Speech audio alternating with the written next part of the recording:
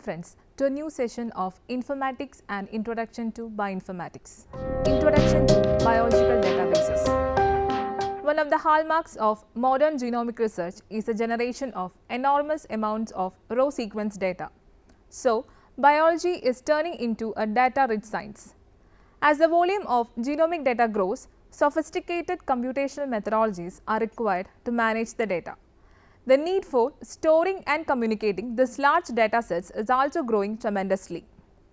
The data like nucleotide sequences, the protein sequences and the 3D structural data produced by X-ray crystallography and macromolecular NMR are some of the important examples for biological data.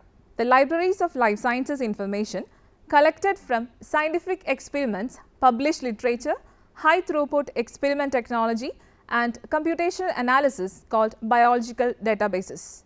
These are nothing but the application of information technology to store, organize and analyze the vast amount of biological data which is available in the form of sequences and structures of proteins, that is the building blocks of organisms, and nucleic acids, the information carrier.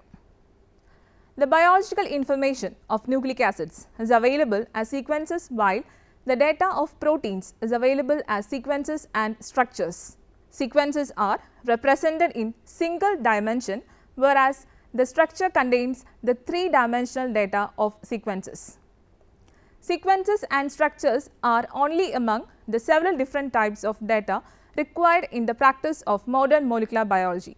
Other important data types includes metabolic pathways and molecular interactions, mutations and polymorphism in molecular sequences and structures, as well as organelle structures and tissue types, genetic maps, physiochemical data, gene expression profiles, two-dimensional DNA chip images of mRNA expression, two-dimensional gel electrophoresis images of protein expression data.